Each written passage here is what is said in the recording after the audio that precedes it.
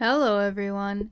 I'm sorry I haven't uploaded this video is the reason why, believe it or not. Not that I'm even bothering making excuses anymore, I'm just a lazy procrastinator. But this video will be of me doing DIY Christmas gifts. It's things I found on the internet, so if you're looking for new ideas, this probably isn't the right place.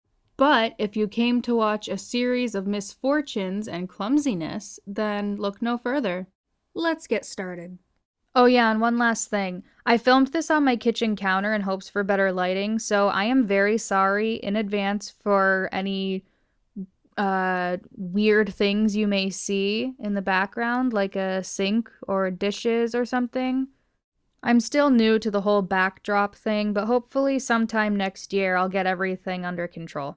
Alright, now for real. Let's do this. So for the first gift, I'm going to be using this Crayola air dry clay, and I couldn't believe how good the price was. It was $5 for this 2.5 pound bucket, and I've made a few things with it, and I'm not even halfway through. And usually I run out of clay very quickly. So I'm just making some cheesy handmade trinket dishes because, every parent will pretend to love them because they feel sorry for your lack of artistic ability. And I'm just putting the paint directly onto the surface that will be painted because I feel like I waste less paint that way and I cover more of the surface area. So yeah, I'm just painting it this nice blue color. Also, the design I chose was partially from Generation DIY's Christmas video this year, but also it was a pattern I found on Tumblr, and the person I'm giving it to chose the pattern. So yeah. I was going to do my own thing with these little stamp markers and dip them in gold paint and stamp eyeballs onto them, but that didn't go very well, as is often the case. So after a few minutes of wasted time, I ended up with this beauty. Luckily, the paint started peeling off, so I figured I'd make the most of a bad, disappointing situation and just, have some fun peeling the paint off. After peeling everything off, I repainted the surface, and while it was drying, I decided to make a friend for that one. This time I decided to get a little fancy and sand the edges down so it would look a little more professional.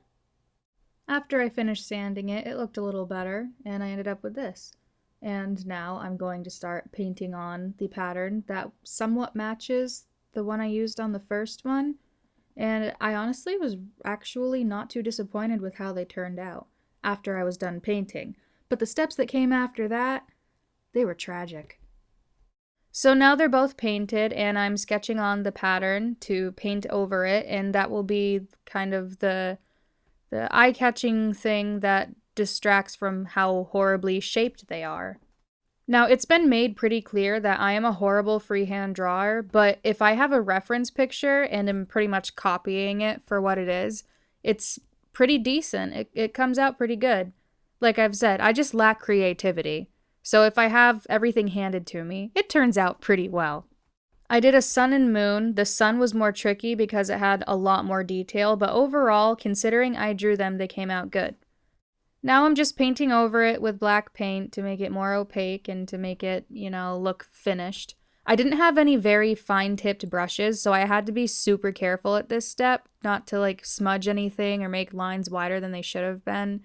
And again, the sun was more difficult because there were lots more lines and squiggles and fine details. But overall, I am pretty impressed with how these turned out. So the last step was to take them outside and spray them with some acrylic sealer. And cue the disaster. I hate my life. I dropped it, and it chipped. I made it so far without any screw-ups, and it chips. Not only did it chip, but as you can see, it got a lot of dirt and gravel and sand stuck to it because we had our steps sanded because it snowed and they were all icy, so I also had to pick those off. But I found the piece that chipped off, used some E6000 to glue it all back together and painted over it, and it wasn't that bad afterwards, but still I was very upset. And here they are all finished. I was actually really impressed that I was capable of making something like this. I think they turned out good. But maybe that's just me. Maybe they're horrible and I'm just giving myself more praise than I deserve. Next, I'm making these adorable Harry Potter character baubles. You've probably seen them in lots of places. You just paint the face onto them. It's nothing fancy, but for me, it took a long, long time. I probably used more coats of paint than I needed to, but I just noticed it was really streaky, and then if there were some parts that were thinner than others, you could see through to the other side, and I just wanted to make it look neat.